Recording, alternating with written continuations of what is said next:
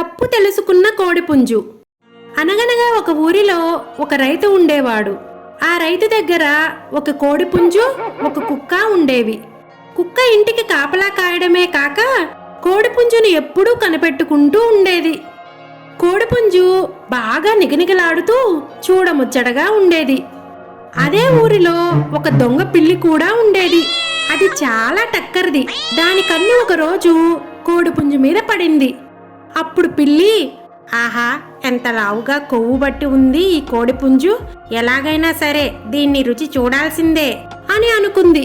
కానీ ఆ కుక్కను చూడగానే పిల్లికి ప్రాణభయంతో ఒళ్ళు చల్లబడిపోయేది.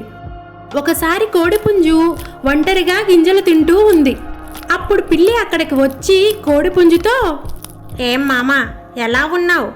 నీలాంటి అందగాడిని ఈ చుట్టుపక్కల ఊళ్ళల్లో ఎక్కడా చూడలేదనుకో, కానీ కొంచెం చిక్కిపోయినట్టున్నావేంటి? నీ యజమాని నీకు తిండి పెడుతున్నాడా లేదా అని అంది.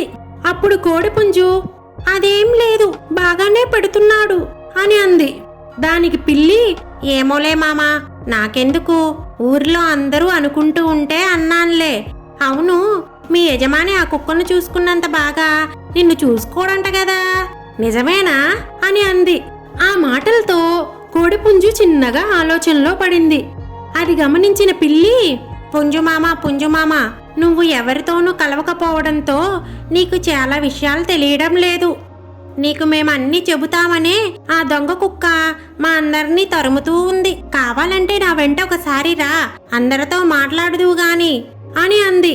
కోడిపుంజుకు పిల్లి మాటలు నిజమేనేమో అని అనిపించాయి. వెంటనే కోడిపుంజు, సరే పద, ఎవరెవరు ఏమేమనుకుంటున్నారో విందాం అని అంది. పిల్లి కోడిపుంజును ఎవ్వరూ లేని చోటుకు తీసుకొని పోయింది.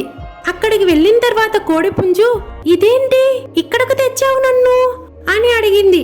అప్పుడు పిల్లి నవ్వుతూ, ఓ తిక్కదానే, ఎవరు మంచివాళ్ళో ఎవరు చెడ్డవాళ్ళో తెలుసుకోలేని నీలాంటోళ్ళు ఈ లోకంలో ఉండడం అనవసరమే, వెర్రి మొత్త. అందుకే నిన్ను స్వర్గానికి పంపడానికి తీసుకొచ్చా అంటూ దాని మీదకి ఎగ్గిరి దూకబోయింది. అంతలో ఎక్కడి నుంచి వచ్చిందో గాని కుక్క ఎగ్గిరి దాని మీదకు దూకింది. కొరికిన చోట కొరక్కుండా కొరుకుతూ పిల్లిని అక్కడి నుంచి తరిమి వేసింది. చెప్పుడు మాటలు విని కుక్కని అనుమానించినందుకు కోడిపుంజు సిగ్గుతో తలదించుకుంది. ఆనాటి నుండి కోడిపుంజు ఎప్పుడూ కుక్కని అనుమానించలేదు.